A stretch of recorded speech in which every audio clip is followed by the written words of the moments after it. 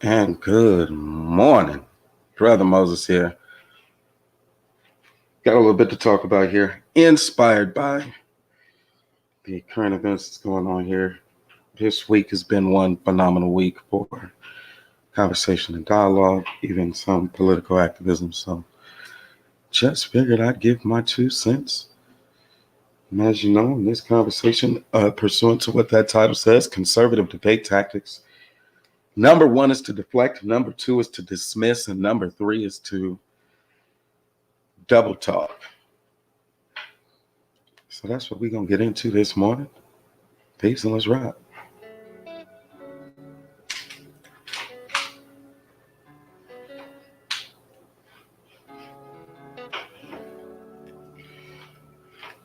It's an amazing feeling. I got my daughter behind me. She's cooking up breakfast, got the potatoes and the bacon and the sausage and the eggs.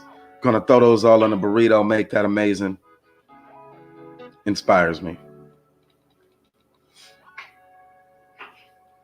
All right, so let's get into it. First things first, you got to lay down a clean premise. The premise here is that whenever it comes to political discourse, there are going to be intellectual and anti-intellectual, I guess you can say, positions that are taken. There are those who will stick to what is right, what is exact, and there are folks who will actually bring in misinformation intentionally and willfully. Now, though I labeled this conservative debate tactics, painted across the board, it happens in political discourse. That is first and foremost. Cocaine Kills, what up? Malcolm Farrakhan, with respect. Salute to you. Salute to both of those powerful and dynamic people.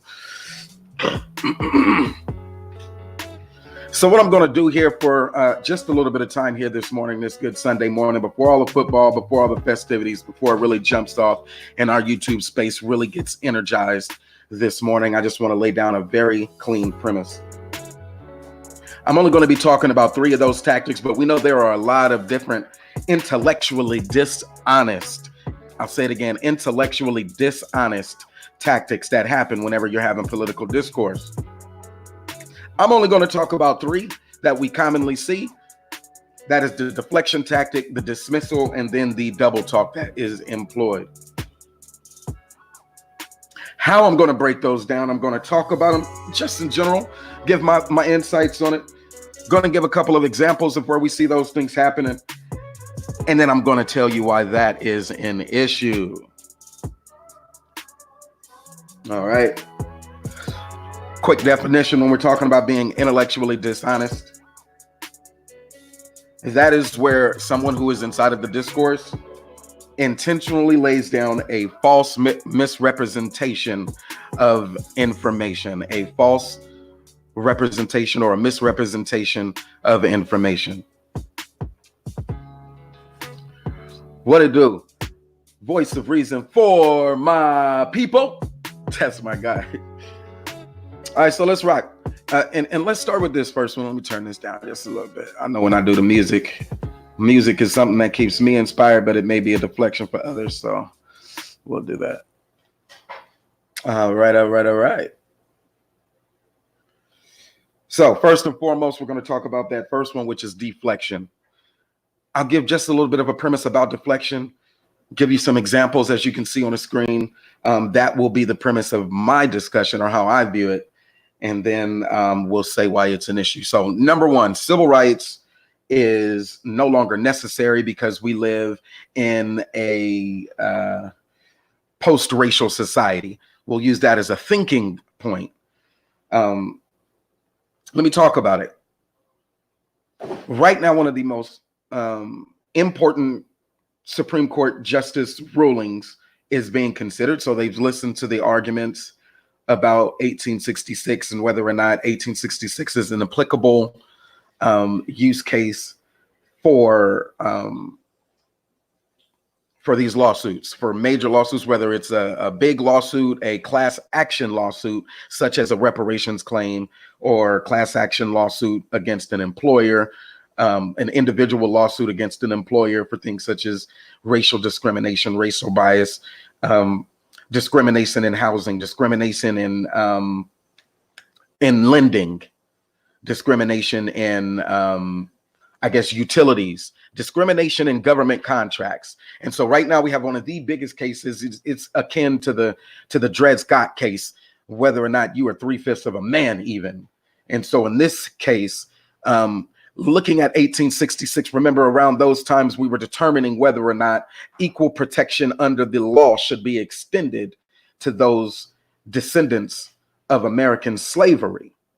And it was an appeal to the American government of reason and morality. Pity us for thinking that we could appeal to the federal government that, as you see in the left corner, will deploy tear gas and batons and fire hoses and dogs. And for us to still have that moral compass that says, well, damn, we still got to go through this system or through these processes, that we can march in the thousands and the tens of thousands and million man march, hundreds of thousands, and show up and they have snipers on the roof ready to unload fully automatic weapons onto that crowd. And we're still appealing to that, thinking that there is a moral case or one that says, well, what is right? That we can march waving an American flag as a symbol of our Americanism or patriotism or our being a part of that system, and that waving the flag then with the hopes that that would prevent further bloodshed and further immorality. And so that is the position that civil rights or human rights is a respectable and a moral thing that even America should grasp. It is a moral thing. Humanity is something that America should grasp.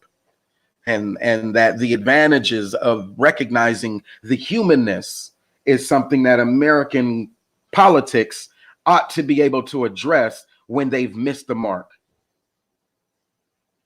And so that brings us to our first conservative tactic or conservative debate tactic, which is a deflection.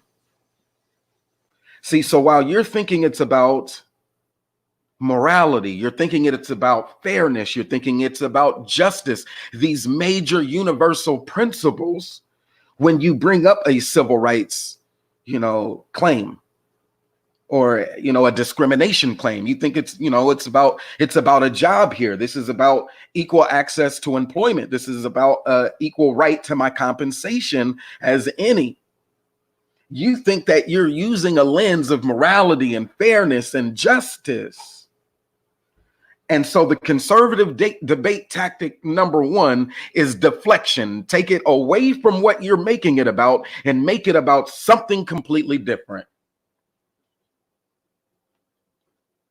It is an intentional misrepresentation of the information.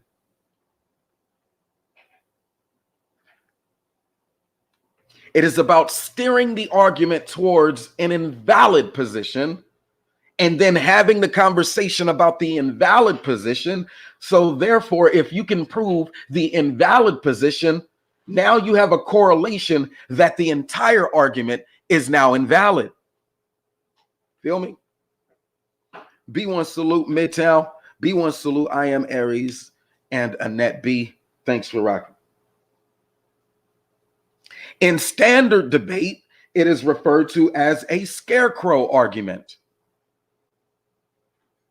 But there are other examples that I can give, such as ad hominem attacks.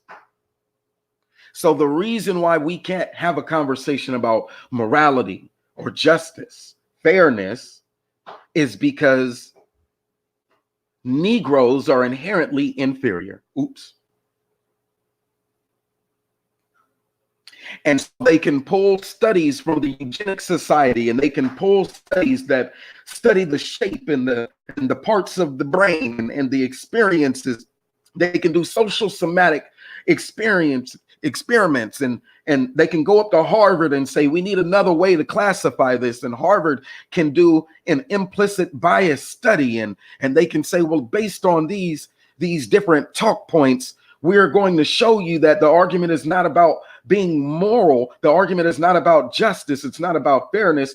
It's now about whether or not this is even a human being that I'm talking to in the first place. And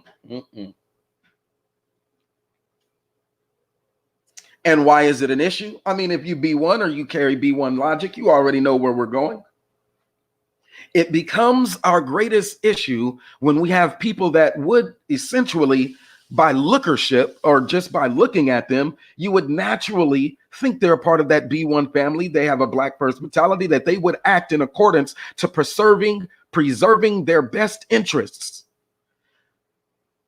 However, there is a conflicting and a contradicting energy inside of that, and I'm just using it. You can paint it as you would, conservative Black, who then says, no, they got some magic power, voice of reason. It's a superpower that they can separate themselves from the all. They're not Black. They are not who they are referring to when they say, no, Black people are lazy. A Black person that can say Black people are lazy. When you hear something like that, there has to be something that sets off in your mind like it triggers in my mind. When a Black person can say Black people are lazy. And so the deflection then, being that first tactic, is to make it about something other than what you're actually here to discuss. Tactic number 2. Say, I won't hold you long. I'm going to give you the information. I'm going to drop it and then I'm going to move forward. Like I said, my daughter is cooking. Got to take the car in for wifey. We're going to get in, we're going to get out, and we're going to leave it right there where it is. And so when you're hearing these conversations that happen and why the people want to dismiss people who are from that B1 ilk, that mind state, that grouping, that collective, we don't all think the same, but there are some commonalities that we just naturally seem to have. And when we hear bullshit, the desire to say, nah, that's bullshit, to frown up your nose when you smell bullshit is definitely one of those things that I would see common amongst people who have that ideology. And as you study more and as you research more and as you involve yourself more and as you do more and as you participate more, you start to find more people and more commonalities with that turning up the nose, like, nah, I think I smell some bullshit.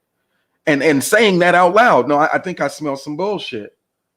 And then looking at people, nah, you know, I may have to be labeled an agitator in this sense because I just disagree and I'm not going to suffer in silence. Next point. Dismissing people, dismissing the information, dismissing the entire argument outright. Now, I like to look at this one with like a scale. You know, I'm analytic thinking, so like the charts and things, they mean something to me. The line graphs and such, the Bell model and things. So the Bell model showing you where the average is. Where does something peak and where does it fall off? It starts off small, it grows, it grows, it grows. It gets to its climactic and then it goes down. So the dismissal is looking at the entire bell curve and then limiting that entire bell curve to just that very small section of where it started off, or that small section of where they can project it out to be in the future, where it is no longer a relevant thing, and making the entire conversation, the entire civil rights movement, about either the beginning when it was small or the end when it had already tapered off. Definitely not focusing on that central piece where it is at its peak. So you dismiss the entirety of the civil rights movement by locking in on just today, when I had an experience when I went to the place where I was seeking employment, and it was a white hiring manager, and they gave me a job, and therefore civil rights are now unnecessary because Black people today can get a job. It's the celebrity effect. We have millionaires today, so therefore economic oppression is no longer a thing. Feel me? Dismissing. I like to look at it from a significance barometer. I'm going to say that one more time. I'm going to break that down. A barometer of significance, a way of measuring what is significant.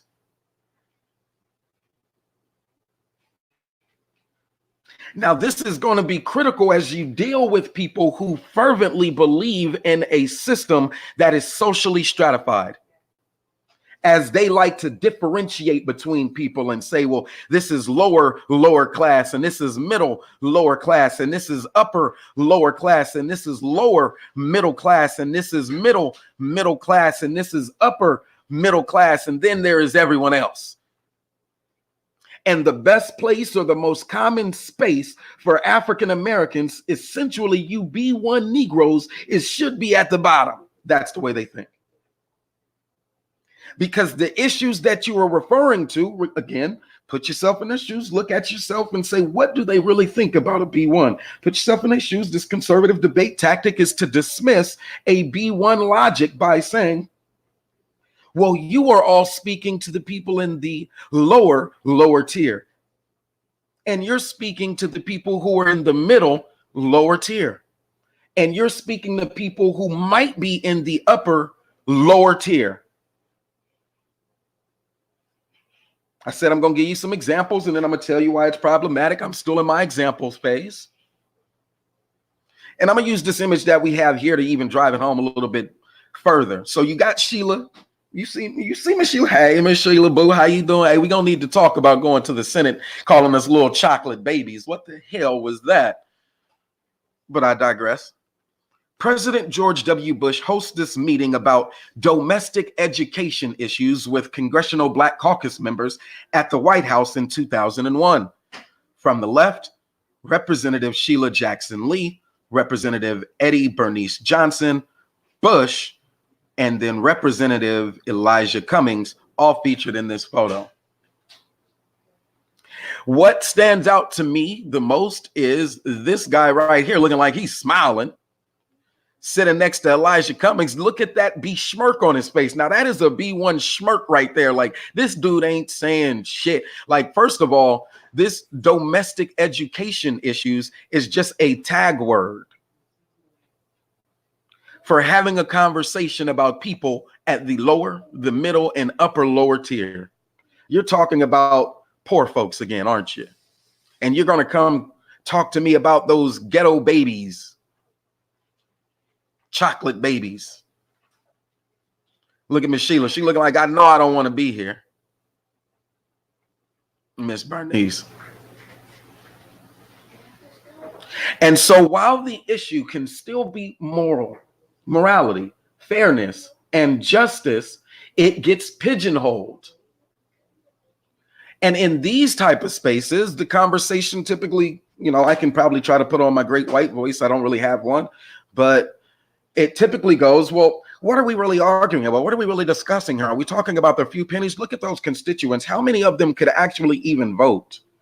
If these aren't really your voting demographic, I think we ought to be focusing on those who can actually help you and help sustain your cities. So you're going to need economics. And right now you're talking about doing what? Giving $100,000 to those schools that are in the ghetto, when really you have a lot of opportunity here to be discussing bigger issues. The bigger issues here, you have a constituency that is moving into the middle class. So you need more opportunity for middle class. You need to bridge that pipeline between that upper lower class, moving people away from welfare and food stamps and giving them gainful employment, and that they might find themselves in the middle class. They might find themselves and their family situated in the middle class. All right. So what do we just do right there? We completely dismissed everyone else who is in that lower, middle, lower, and upper lower. And the conversation is no longer about the humans, the people, the human element. Now it is about a vote and a dollar. So here's why it gets problematic. Because it sounds good. It sounds right. It appeals to your own sanction, your own level, your own station in life. It appeals to logical politics. It's, well, yeah, if I do want to vote again, and if I do want to have the biggest impact, I am going to need people who can actually contribute financially. And yeah, it sounds good if we have more homes where people are economically stable, then maybe it starts to create other opportunities where education is. Maybe they can buy some technology for their own homes and they can become accountability where it is moving towards the right direction. That's what it does. It becomes problematic because now you're starting to lean and you're starting to give, and you're finding yourself getting weak because this economic appeal and this political appeal starts to sound good. And so even you, the late, rest in peace, Representative Elijah Cummings, this was 2001. And Sheila Jackson, this is 2001, where you're meeting with the president. You're trying to have conversations about the issues, but you allowed the actual issue to be dismissed because you allowed them to deflect about other areas that you should be focusing on, when you know good and goddamn well you wasn't coming here just to talk about education issues. You wanted to talk about this moral lens. You wanted to talk about justice, and you wanted to talk about fairness, but you allowed that conversation to be pigeonholed. And then you allowed those lower folks, those who are at the lower and the middle lower and the upper lower, to be dismissed because you let them give you a significance barometer and to tell and to determine to you what is significant. And so 13 years later, congressional staff members joined by Representative Elijah Cummings, the Democratic of Maryland, who was second from the left, gather in 2014 at the Capitol to raise awareness after the recent killings of Black men by police officers. So because you went in with an agenda and that agenda was deflected as a conservative tactic, and the people that you were there to actually represent were dismissed, and it sounded good, and so you decided to go back to business as usual. Let me build up the economic base. Those folks who were in the lower and the middle lower and the upper lower were dismissed, and now you got to cry about it. I mean, now you got to cry about it. And all of the funerals that happened between 2001 to 2014, and then now in 2015, when you're attending the funeral of Freddie Gray at the New Shiloh Baptist, now all of that energy that had been suppressed for 14, 15 years. And remember, when you went there with a purpose. You wanted to talk about this.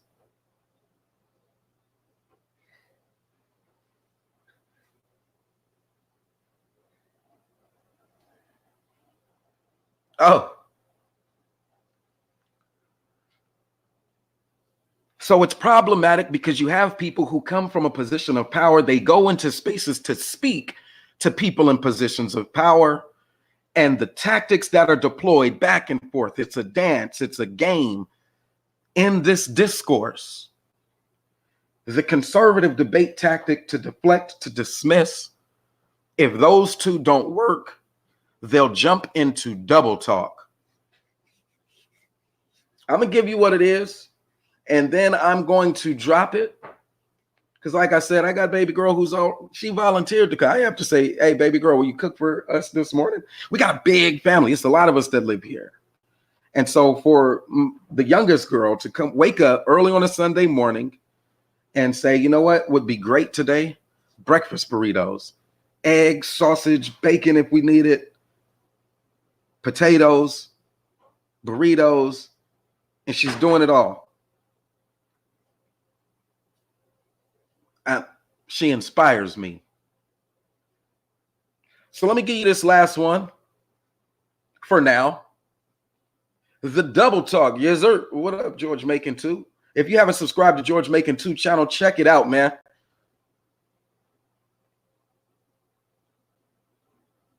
Just type George Macon 2. You'll find it. That's my big bro. Let me actually do a real introduction. George Macon 2 on what, if you watch any of these channels, they'll say that, there was a news article that was recently published by Black Entertainment or whatever it was, Black Enterprise, that said Roland Martin was he gives news to more black to a bigger black audience than any other source right now. We Black B1 Media knows that that's false. But George Macon too was on, who I actually believe is probably delivering content to the biggest black audience globally, and that's at the time it was Phil Advise show, but the African Diaspora channel. He's been interviewed there. He went on and actually challenged Tommy Sotomayor on some of his bitch ass talking points. Sonetta TV, or as frequent as Sonetta TV, which is also another globally interconnected media platform for Black First type content from a conscious lens. So that House of Consciousness and all of those other different subgroups that deliver information.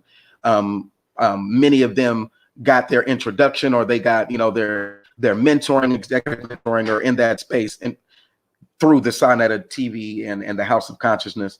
And so George Macon has also been there. He's challenged and debated some of those folks who have larger platforms, as well as always the willingness to work with people who are starting smaller platforms. So subscribe to brother George Macon to his channel. And the reason why you should subscribe is because he has powerful information that he gives that will help you when you start to run across these conversations with people. And you typically probably wouldn't have given pushback, or your pushback would have been strong, but it would have been more passionate than actually informative. So even though you pushed back, the person that you pushed back against can only feel like, oh, this person is, yelling at me. But you're not able to give them the actual information that they can take, research, look up, or things that says, you know what, I didn't know that. And so when we're having these conversations, it's not just to be right. At some point, we got to get some of these people to say, you know what, not only are you right, but I'm either going to look that up, or the biggest thing, the biggest win is if they stop using them stupid ass arguments. Now, we can't expect them to adopt a Black First mentality or attitude. Their logic will still be deeply rooted in the sickness that they suffer from. But if they can start to acknowledge it, or be cognizant that they do have a sickness, that what they are espousing is absolute wrong, then maybe we can start to move in that direction and say, we're getting victories every day, where more people are hitting our inboxes and saying, thank you, because I hadn't thought about the information like that. More people are reaching out and saying, you know what, I think this would be a good topic because I struggle with this, rather than just, sending the articles about the latest, black on black violence or something like that had occurred. So anyway, salute to my big bro, brother George Macon too. Actually met him at the Sonetta TV Awards. We had been chatting back and forth, but when I flew all the way out to New York to go attend that illustrious ceremony, I would call it, where they were recognizing and honoring, some pillars in the community, as well as people who are doing great works, and then some of the icons in the civil rights who had, carried over, and they're carrying that legacy over from the 60s with information and working in the schools and things, and making it a part of the universal curriculum, university curriculum, doing things in the grassroots, organizers and things. That was important for me to attend. So I flew there, actually met brother George Macon, shook his hand and everything. I didn't shake too many hands, but that was one of the hands that I actually shook and said, hey, bro, I'm brother Moses. We've been chatting back and forth. Just want to shake hands, see what's up. And so that's how I learned about his channel, but also branching out into the UK. And as we got the brother Sun Ray in Australia, folks in Africa like Dr. Mumbi. It is a global phenomena again. And it's interconnected through these different media platforms. And he has one that is growing and developing that type of information. So, all right, that was a big introduction from my guy, George Macon. Back to it, though. The double talk. Now, this is where I like to say where they try to placate to the middle, or they try to co-opt the sentiment that you're expressing, or the sentiment of the information being expressed. Morality is good. No, we do believe in justice. No, we do believe that America should be a more fair place. They'll say things like that.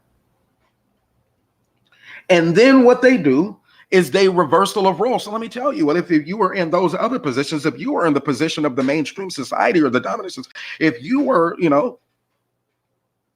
that's what they do, bro, Rob. That's what they do. And then they try to look at it from that lens of a universal suffrage. So, well, everyone here is going to be impacted by the decisions that we make. And so we have to consider to think about the majority. We have to think about the majority and doing the greater good, right? Is that the ultimate peace? And see, we're all going to share in this experience, so we have to make it the grandest experiment that we can. Therefore, because we have to think about the most of these, we have to think about the majority, then we have to think about the sentiment of fairness. It's only fair that we make America, or work to make America as great as it can be for the most people, which is why they don't want to change anything. I'll give you a couple of examples. The Supreme Court justice, or, court justices that are being appointed, there's a little bit of a legacy there as you look back at some of the men who are sitting there for having been accused of things related to, inappropriate sexual relations, right? Strawborough or Carvino. I think that's his name, Carvino. It's like, you got some allegations against you there, sir. Clarence Thomas, you got some allegations against you there, sir. And it was the same thing that they tried to do to this brother here. They say, you got some allegations against you there, sir. So the double talk is, do you actually believe in a fair and just process, or are allegations enough to be a crippling thing of one's career and one's credibility? Because if the allegation alone is something that is crippling, then how are you on the highest Supreme Court, while at the same time pointing the finger at, the Charlie Rankins, those folks?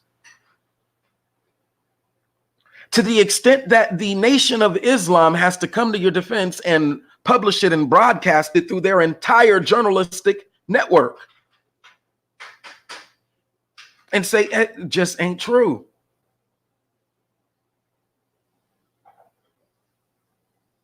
And, they had my brother's back, even there in Detroit, for his years of service. It was like, look, Representative Conyers, we appreciate you, brother.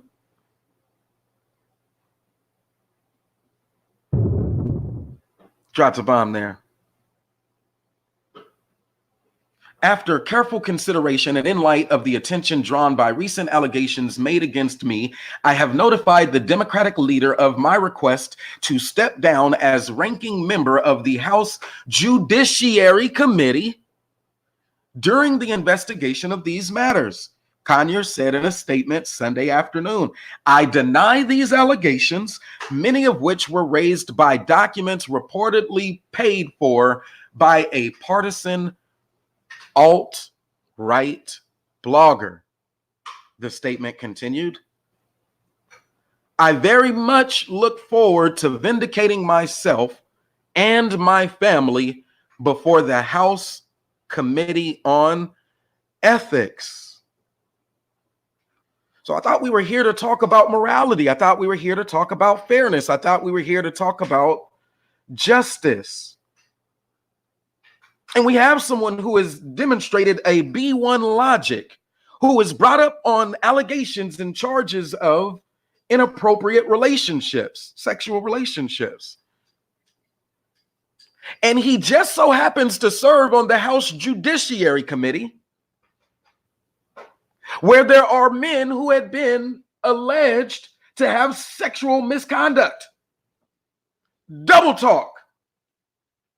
See, and if you was probably B1, you already knew where that was going.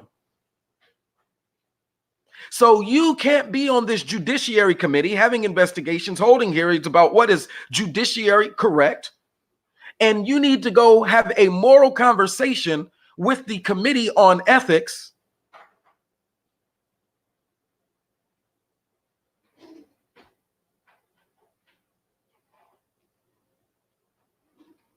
Cummings and Conyers request full disclosure from the Department of Justice and the FBI on email investigations. They sent him a letter. FBI Director James Comey received that letter. He had to respond. Loretta Lynch, we remember her. She was popular for a little bit of a second. Attorney General. She was popular for a little second. They sent the letter. Elijah Cummings and John Conyers came together and sent that letter and was like, look, I'm on the Judiciary Committee and I think there's some shit that's not going on right. House committees on oversight. Look, we have been appointed to have oversight. We're supposed to look at these things. And unfortunately, the Department of Justice is not disclosing information. We tell them to meet here at a certain time. They ain't showing up. We said we want all the motherfucking terrorist related incidents. We want all the race related incidents. We want all the race based legislation on a local level. We want all of the information that can prove racism and discrimination impacts our people here today. We want all of it. Every time somebody says, look, the police officer, they arrested me because I was black, whether they were a youth and they were in high school and they were guilty by association and they were like, you're being racist, and it's documented. We want all of that information, and we want it in a big ass Excel spreadsheet so we can actually chronicleize, put it in time and date, and we can actually evaluate it on some of these charts and show you when it got higher, when it got lower, when there was more. We can show you the states and locally where discrimination is coming from. It's not just in housing, but it is in policing.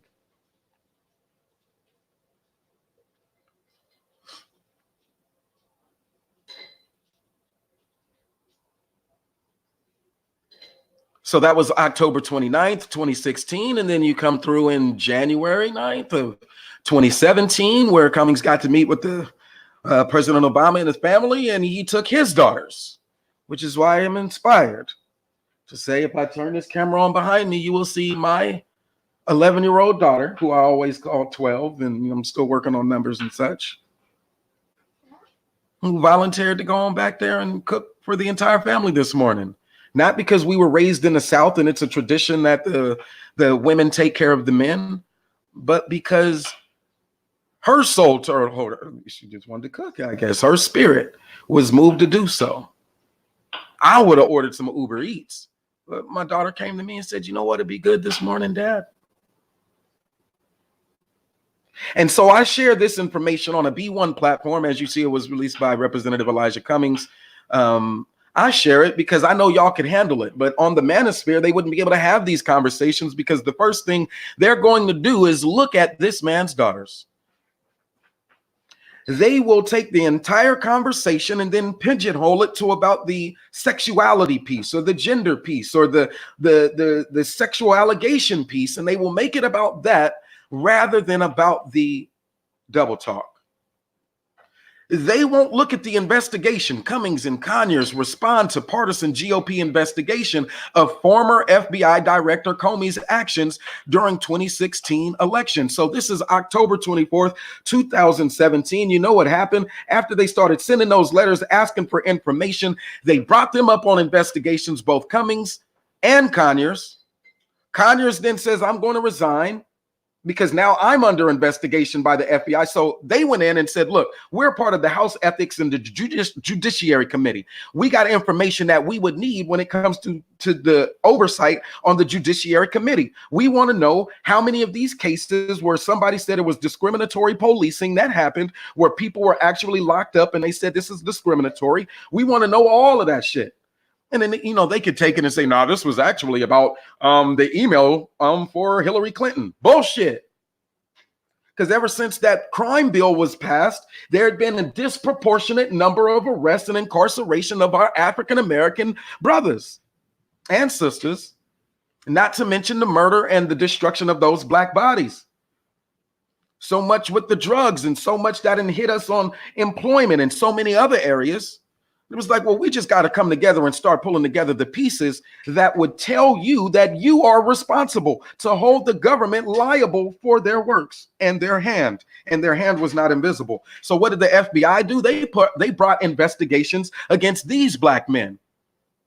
One of sexual impropriety and the other was just about ethics. And we'll get there. And then right after that, FBI Director Comey was fired. Remember, it was a big smoke and it was supposed to have been about Trump and Trump versus him. And they were going back and forth. But he was fired before ever having to bring out those documents. And they still haven't released those documents to this day.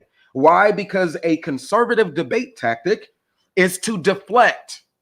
We got to make this shit about some other something else. The scarecrow. This is going to be about Hillary Clinton's emails. The scarecrow. This is going to be about President Trump's affiliations with foreign governments. The scarecrow. All to do what? To dismiss. Although it's insignificant. You're talking about how many black people are actually killed by the police. No, how many were arrested because they were black.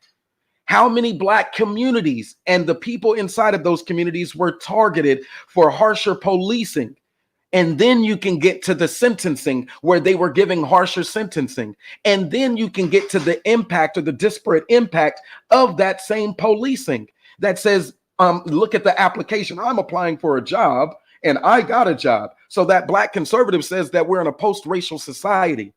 But everyone else who was in that lower tier or that middle lower tier or that upper lower tier who are moving towards that pathway that Bush was talking about to the middle class still has to fill out a job application. They still want to go to school, but they they can't get a Pell Grant. They can't get those same student loans.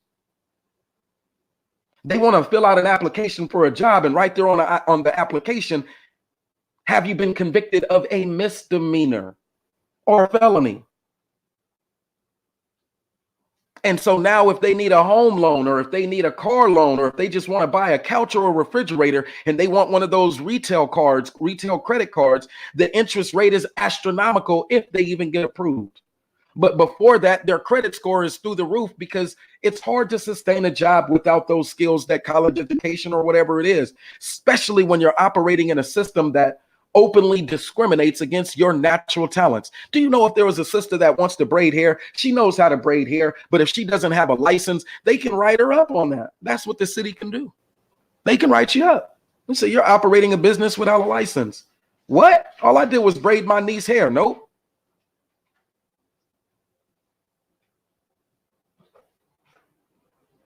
So the lens to which we view things. Oh, this double talk gets deep. And so standing in the middle between our two great brothers, the late Conyers and Elijah Cummings, was all of this investigation and what they were actually asking for about that white supremacy here in America. And they are yet to produce the documents that demonstrate white supremacy clearly. When you look at all the police and who are on those police forces, and give me a total list. His name is Officer Brown, badge number this. He served in this district or at this police sink from this year, from these years to this year, and these are all of the arrests that he made. Give me that list for each and every one of them. Give me that list, and I can pivot table the data myself. But the only people who have that data would be the FBI and the Department of Justice and so forth. And the two highest ranking members on those committees, rest in peace Cummings and rest in peace Conyers, they just died.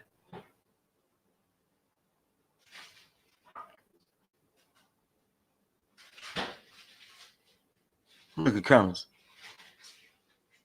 Triple OG, double triple OG. Look at that right there. That's an OG face right there. After he had to leave that House of Ethics meeting, he's walk away with just a little bit of a smile, like, look, I know what's right is right and what's wrong is wrong. You're not going to tell me it's morally inappropriate to have a sexual affair or somebody like that with somebody who's consensually attracted to me, or whatever it is. I don't know about the relationships with his wife at the time and all of those different things, but we definitely know that. I won't even bring out the smut. If you all the other information, if you want any of the other information about the investigation and what happened to his wife and their relationships, then you're going to have to do that research for yourself. But other than that, you can look at this brother and see where his track record of and some of the things that he said, and you can say, well, that was B1. Some of these other things were probably placating to a lesser than B1 strategy, but I agree that over time, this man has demonstrated a legacy of trying to push back and to agitate against that political process, that machine, those fighting Irish, those Catholics, as well as those Protestant white men who are in that position of power and authority to say what saith the Constitution.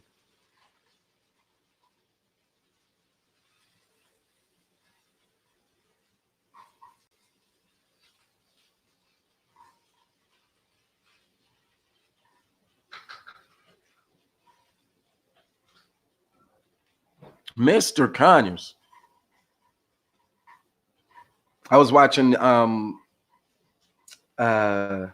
Irene Yvette I always get her name. It's like so hard.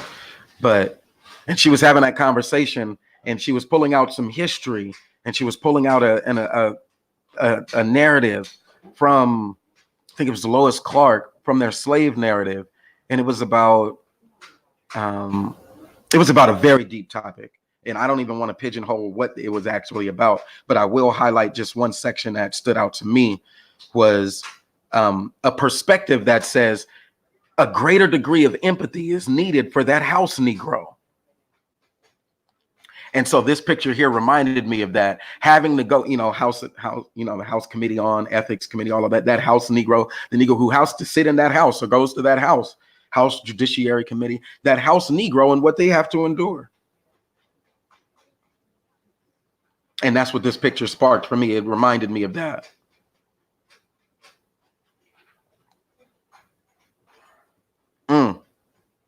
Kenny, greetings.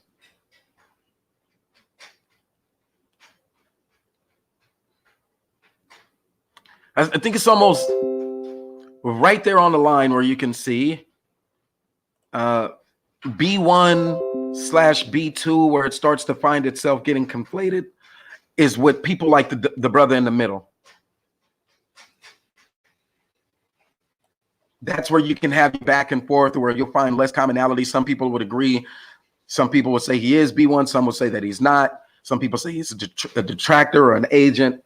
We would say he's more on the other side than he is on our side. Picture is iconic because, as you see here, you still got the Charlie Rango, who was also investigated for the sexual inappropriate, and then that was the same tactic that they used against this brother later on. And so New York, and then Detroit, as well as Baltimore, it is a common classic, a common tactic. See, and that's what they don't see. If they try to tell you that Conyers was not B1, they're going to have to argue against this picture here and tell me what this picture actually means to them. They're going to have to look at this picture as iconoclasm and all of its symbolism with the bullhorn. And who are you talking to?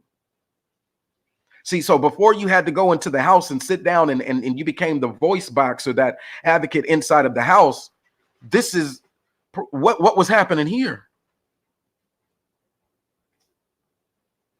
Oh, yeah, definitely see the greatness in each other, bro, Rob. And other people can point out our flaws. How strong are we at defending our greatness that we see in each other? Now, don't get me wrong. I don't do all celebrity worship. I'm not finna kiss people's ass and do all of that shit.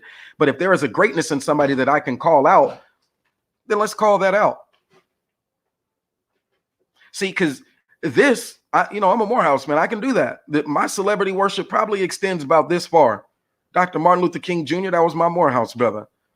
And so if you don't have this picture anywhere in your hard drive, then that B1, here's a good place to start. It serves as iconoclasm. I'm going to give you another example here. See, I'm still on a double talk. I was watching an episode or a clip from Sonetta where he was standing on the streets. And standing on the streets, he had set up a little booth section, a little informational section. And on that section that day, he was having a conversation about symbolism or iconoclasm. And so from left to right, and it almost fits into the colorism spaces, left to right, images that have changed over the years of the face of Jesus Christ.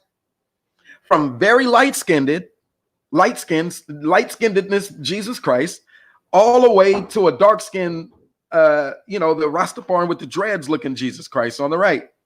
And so as people would walk up, he would ask them, what do you think about these images? And all the way through. And, that's Jesus. Who is that? That's Jesus. He had did a previous episode where he would put it on the ground and people were literally in New York going out of their way to walk around it. Now, I've been in New York. They won't go their way to not run you over if you're moving slowly. But people in New York were literally going out of their way so as not to step on this light-skinned image of the face of Jesus Christ as projected through the Cesare Borgia pictures or whatever those might be.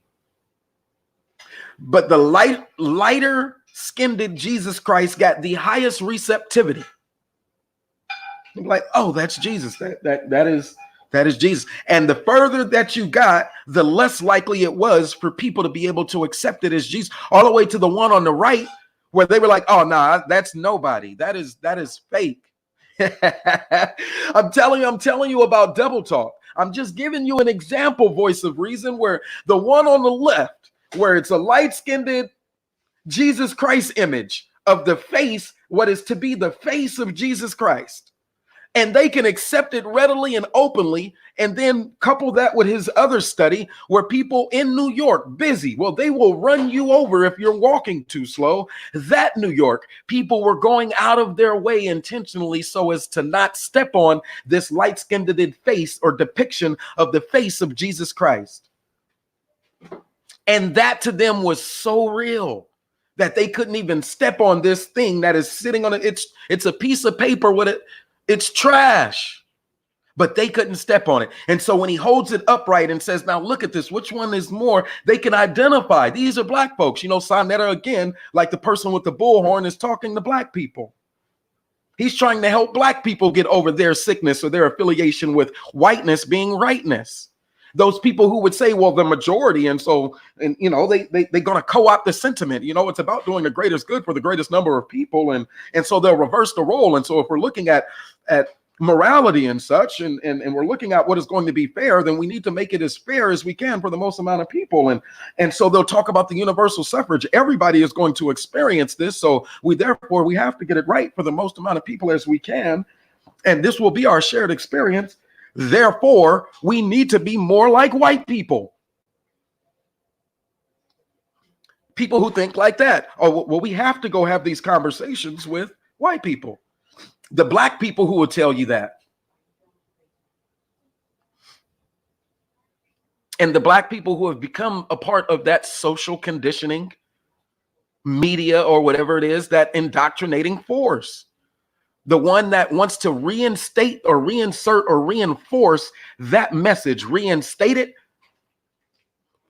reinforce it. They want you to connect with that message. And so when you say, bro, I don't think that's B1, or I think that's wrong, I think they're looking at it the wrong way, or I think they might not be looking at it from this lens. When we say they incarcerated all of those African Americans just to co-opt that marijuana industry, it was over 4 million African American bodies that were locked up. And so that comes with policing, that comes with being strategic, that comes with race-based discrimination to locked up 4 million. And so if you have two leaders who go forward and say, show me the record, and they come up dead, then it takes a B1 mind to say, damn, were they really that sick? I don't know, man. Maybe it's just conspiracy theory. Maybe I'm going too far. But the brother was striking, tall, a force to be reckoned with, muscular dystrophy, a big-ass black guy that will never be discussed in certain circles, which is why the B1 Network and the B1 contributors and those folks who rock with us are important. In every chat room, sometimes we got to be that agitator when they're getting it wrong, or when they are trying to deflect from what really needs to be stated, when they're trying to dismiss those, when they're, they otherize conversations. And so they want to dismiss those who are in the lower and the middle lower and the upper lower. And then they want to make it about something completely different. And then thirdly, they want to double talk, and they want to make that sentiment seem like that's what they're saying. No, that's exactly what I'm saying, Brother George. You'll hear him say that. No, Brother George, I think we're saying the same thing. No, we're actually not, because you're spinning yours to be about why we should accept white folks who do it. And mine's is strictly for the niggas. Tupac.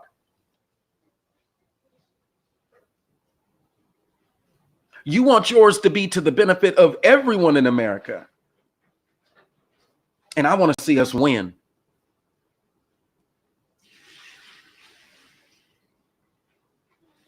Striking. He wasn't always in the suit and boot, though. Cummings as well. Again, you'll see the same polarizing figure. The same type of blueprint, having to go to those spaces, the white media, and then to the House, the white political body, but first originating with African Americans and the desire to do for African Americans.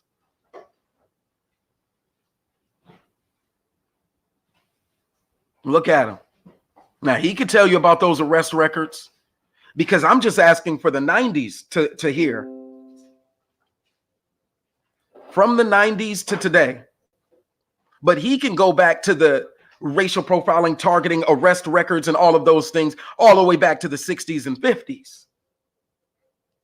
And he'll say, pull out the records of arrests, incarceration by each police officer that served in each of those districts. And let's see if there's a disproportionate amount of policing and enforcement directly from these individuals who were the authority, who were the government, thus government complicity. Well, you're targeted. But the double talk, oh, no, that doesn't exist. It never happened. Generation after generation of stripping the economic viability of the black man, putting him back in a perpetual condition of servitude, indebtedness. And we can't get to the fact that that is a government conspiracy. We can't even agree there. Oh, we're the conspiracy theorists. This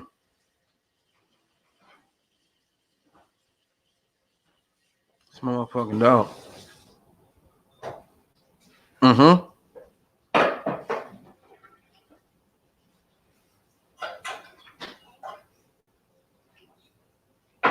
And so you're marching because in 2001, you tried to have the conversation and the conservative debate tactics took you off of your square.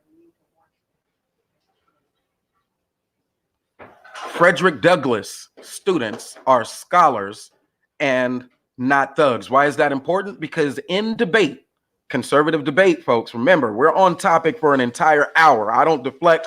All of my examples are still exact. Frederick Douglass debate.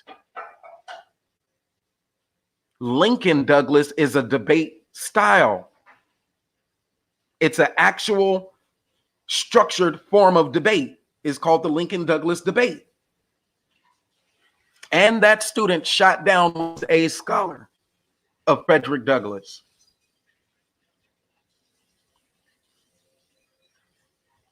Policing, you got to go all the way up to the top. You have two brothers as powerful as they could be that get all the way up to the top to where they can finally have an impact against Code Blue.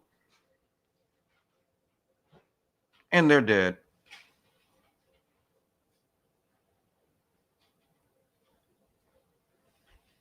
Got to give credit to the Washington Post for this photo. Or that's what they say at the bottom anyway. But this was March 2017. Damn, look at that. But man, I need that I got to get a big one of that one in my own house just so I can remember to stay focused after I get home from work.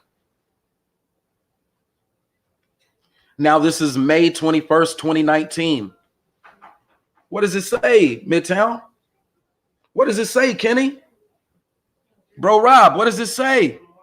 Government ethics watchdog files IRS complaint against the wife of Elijah Cummings. Does that seem to be in line with the same deflect, dismiss, and double talk strategy from that conservative? What are you trying to conserve, black conservatives? So it wasn't enough for the FBI to go after the man. You know they go after the black woman.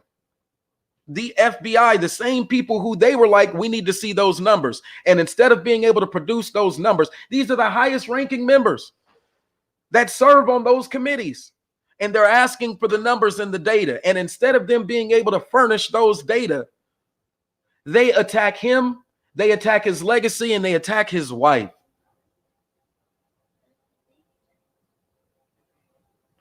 This reminds me of the Coming to America where he was like, you'd have traded it all in. And she was like, nah, at the very end of Coming to America. Hopefully we get a Coming to America too, because we need something. How to get an ass whoop. We need these victories.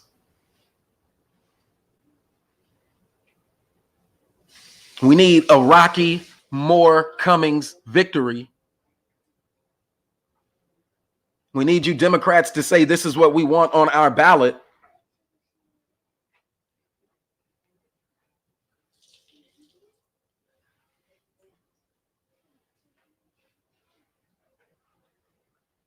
January 18th, 1951 to October 17th, 2019.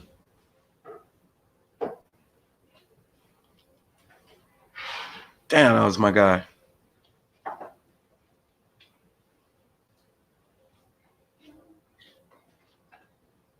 Sincerely, Representative Elijah E. Cummings, ranking member of the House Committee on Oversight and Government Reform. Understand that title, understand that calling and what that actually meant. The House Committee on Oversight and Government Reform. Where is the government complicit and liable for the destruction of the black bodies, and what will it take to overcome that internally? Representative John Conyers Jr., the ranking member, House Committee on the Judiciary.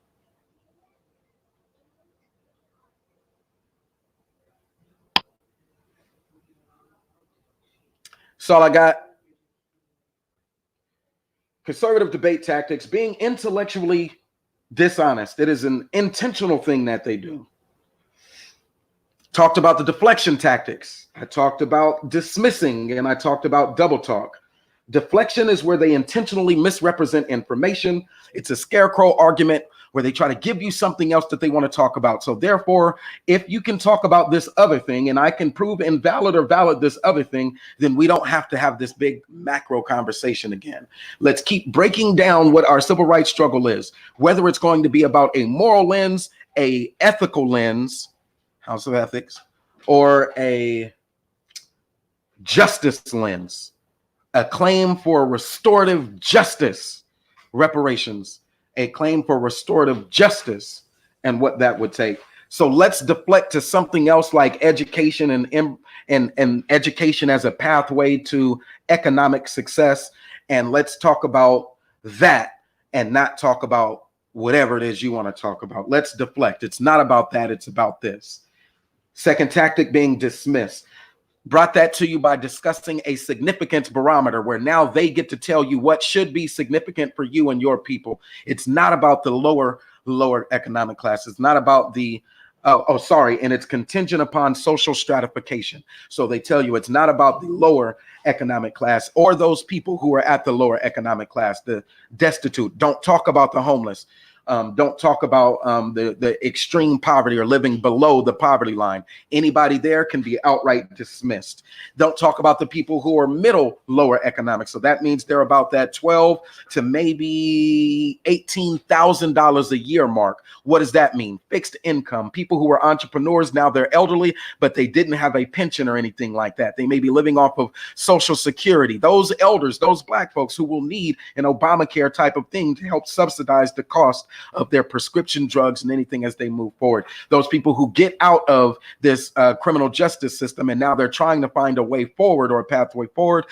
Unfortunately, because on the application, systemic wise, applications ask, have you been convicted of a felony or a misdemeanor? These people are being filtered out of their livelihood here in America. And so they're being dismissed from the application pool or as a candidate for economics. Those folks who might make $12,000 to $18,000 a year, and then move, or single mom space starts to move into this next one where they're dependent on government subsidies, but they're still eligible for government programs and such because they make up to around $25,000 a year.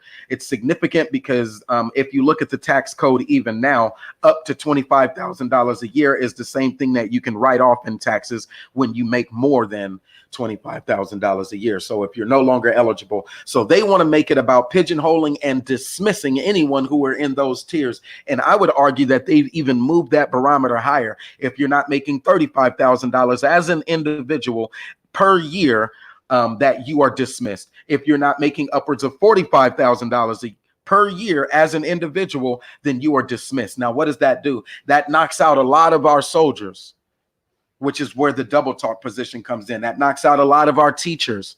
And in many cases, some cities, that knocks out a lot of our police officers, African Americans there who are paid, 60 to 70 cents on a dollar for those other folks, just based on skin. And so as we have these conversations and we're looking for significant race-based legislation, significant race-based discrimination in economics, housing, and employment, we're looking for those data and we're looking for those incidences of discrimination, even in policing, asking them, got two brothers killed, if you ask me. Two of our highest ranking members killed. So moving forward, what do we have but each other? That's the B1 network, is creating that space, continuing and sustaining that space where if we don't got nobody else, at least we got us. The podcast life. If you had nobody else in this world that you could call, hey, Brother Moses in the chat, but you probably can find me. If you need my phone number, save it in your phone. Because if nobody else can be called upon, we ought to have somebody. And I think that somebody should be us. Peace. That's all I got. Double talk was the big one. Oh, sorry. Significance barometer. They tell you what's significant. And then the double talk, where they co-opt it, make it seem like it's about universal suffrage, only to uphold those same white talking points and that same status quo. I link it to being a conservative thing, because what are you actually trying to conserve? It is that status quo. It's where they placate to the mainstream, where they placate to that group, and then tell you, well, you should placate to that group as well. Where if there is anything that you would like to focus on, that same race-based legislature to be in defense of Black people, to be in defense of the lesser of these, to be in defense of that single mom or that soldier who's only making $30,000 a year, and then those benefits that they're claiming that they will have benefits, any of that stuff.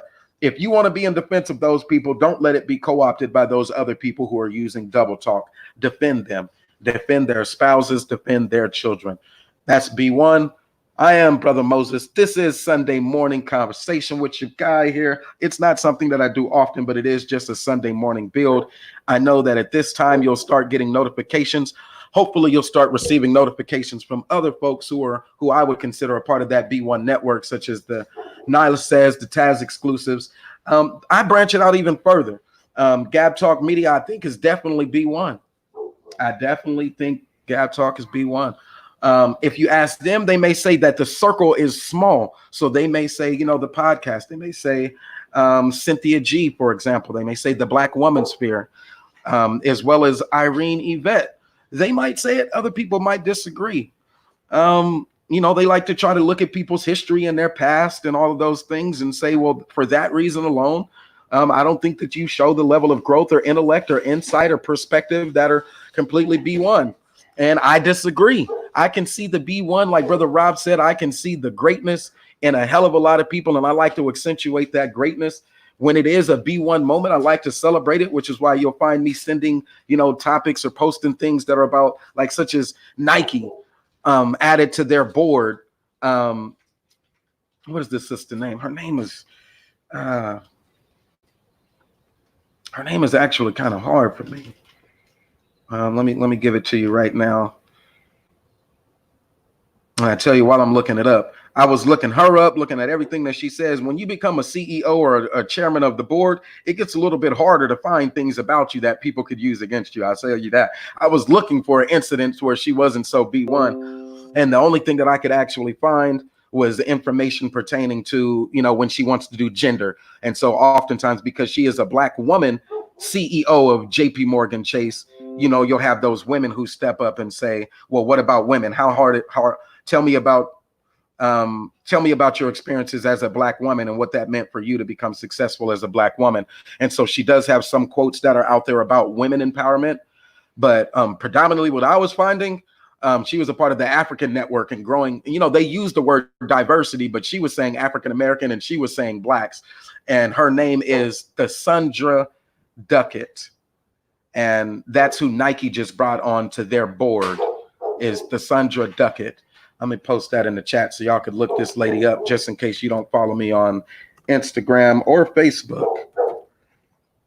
You can primarily find me on those. If you need to contact me, I think the best way to contact me is always through LinkedIn. Excuse me. Because professionalism and economics are always going to be my thing. Oh, not professionalism, Black professionalism, rather. Excuse me. I just misspoke. My professionalism is always going to be different. My water cooler conversations, you would be very uncomfortable having a water cooler conversation with me if you're not B1 or B1 rooted.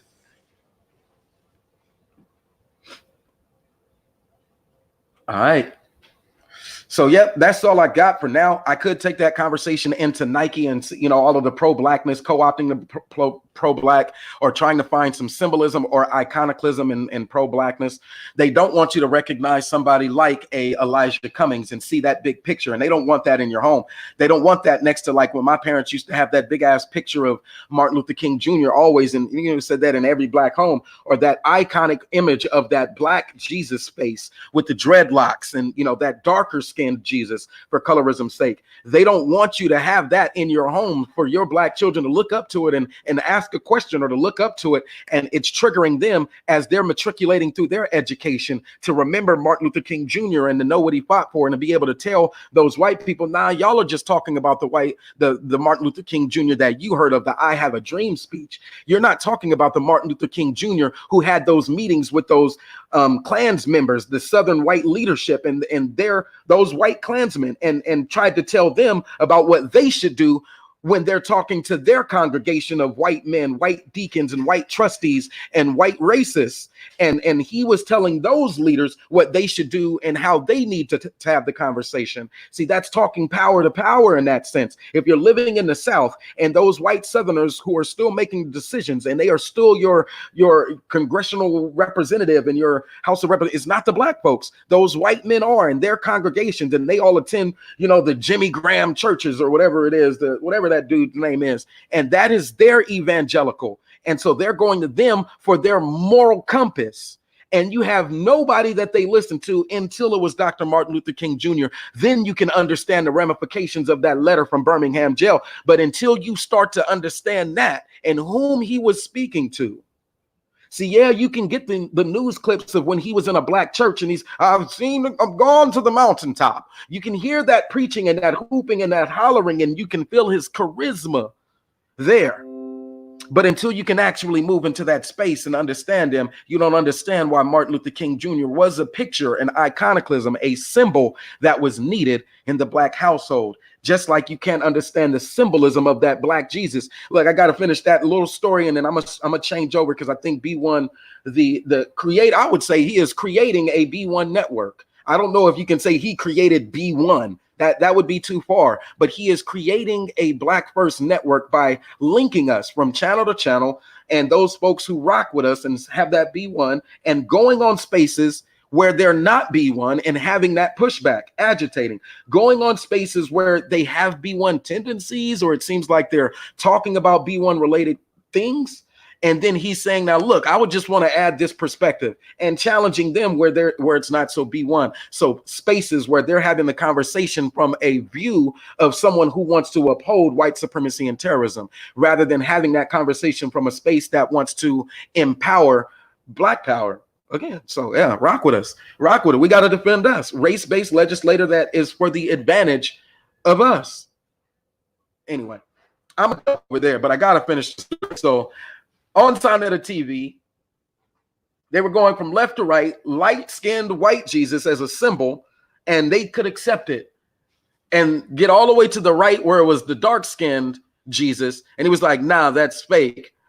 And so they couldn't see the fact that the light-skinned Jesus was fake, only the fact that the black-skinned Jesus was fake. And the fact that the black one was probably originated by black people and for black people was fake to black people that could only identify with the light-skinned one. And now here's the kicker. He said, now what if I told you that that bastard Jesus Christ never existed? That shit had me crying, because they wanted to fight Sonetta for saying that none of these images of this face, all of these are fake, but that bastard Jesus never existed. And they wanted to fight that dude. He wanted to fight him. I swear they had to cut the camera off because it was going to turn violent. I cried. I thought it was the most funniest shit that I have ever heard. Now, do I believe that there was a Jesus? That's for me, but I can see the satire and the humor in it. Of course, I believe in the far right image that it was an African American, or not an African American, excuse me, I misspoke again, an African in that space, in that Levant, or in that Nile Valley civilization, that there was someone that they are talking about.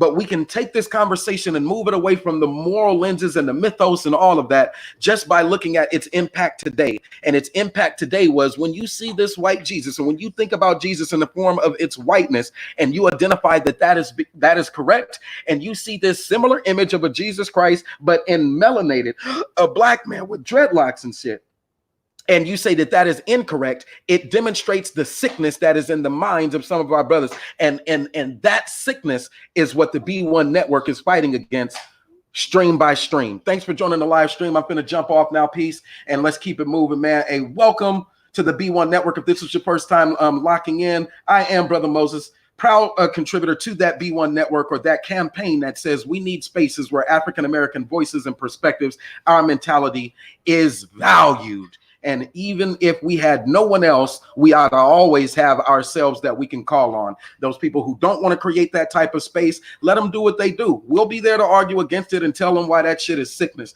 But for those who do, hit that like button, subscribe, be sure to share. If this is the content that was for you, hit thumbs up. We appreciate that. If you think that this is the type of content for somebody that you know, that's where the sharing comes in. Appreciate that.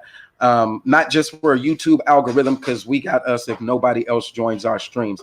Next up, I think it was the B1 GoTaz exclusive. I'm going to hop over to that channel, or I think I saw a premiere maybe for a Gab Talk Media. I'm going to check my stream and notifications, see who's going live now, and that's where I'll be going. Join me. It's either going to be the Gab Talk, or I think it's B1 Taz exclusive. We'll see which one is live right now. Let's rock with it. Thanks.